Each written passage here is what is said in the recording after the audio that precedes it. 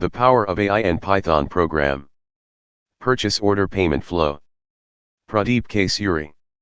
Author, researcher, and AI-DNN architect. The cash flow pie chart, titled Cash Flow Distribution, July 20 to 29, 2024, provides a visual breakdown of how cash is being distributed within a company during the specified period. Here's a brief explanation of the components. 34.3%, dark blue slice. This is the largest portion of the cash flow, indicating the most significant category of cash outflow. It represents a major source of a significant expense.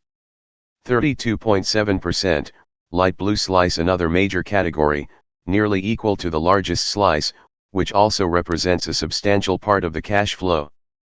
9.8%, 5.2%, and 4.1% slices. These smaller slices represent less significant categories but are still essential for understanding the overall cash flow structure.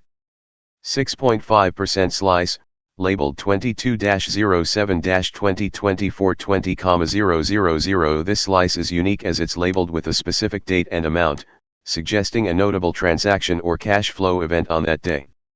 The interactive nature of the chart, indicated by navigation arrows, suggests that more detailed data can be accessed, potentially offering insights into daily transactions or category-specific details. Understanding this chart from a management perspective involves analyzing the proportions to ensure a healthy balance between different cash flow categories, identifying areas where costs can be reduced or revenues can be increased, and making strategic decisions based on the financial health and operational efficiency of the company. This Python program calculates the date-wise cash flow for a set of purchase orders. Here's a breakdown of the code. 1. Class definition, purchase order. This section defines a class named purchase order. This class acts as a blueprint to create objects representing individual purchase orders. The __init___ method is the constructor for the class. It takes various arguments like PO_ID, organization, product_details, quantity, unit_price, total_price, order_date, lead_time, delivery_date, and delivery_address. Inside the constructor, these arguments are assigned to corresponding object attributes. The order_date and delivery_date are converted to datetime objects using datetime.strctme for further processing. 2. Function definition, calculate_cash_flow. This section defines a function named calculate_cash_flow that takes a list of purchase order objects as input. It initializes an empty dictionary named cash_flow to store the date-wise expenditure. The function iterates through each purchase order in the provided list. It extracts the delivery date from the order object and formats it as a string using strctime. The code checks if this delivery date already exists as a key in the cash_flow dictionary.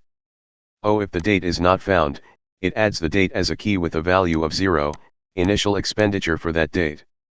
In any case, the total price of the current order is added to the corresponding delivery date's value in the cash_flow dictionary.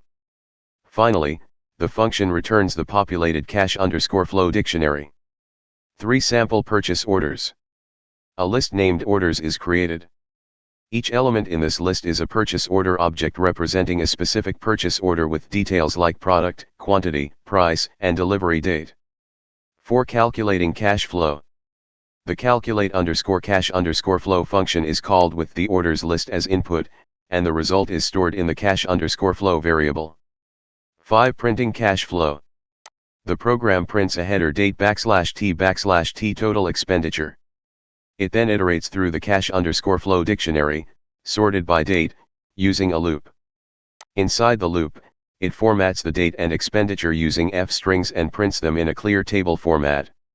Overall, this program demonstrates how to manage purchase order data and calculate the expected expenditure on each delivery date. Thanks.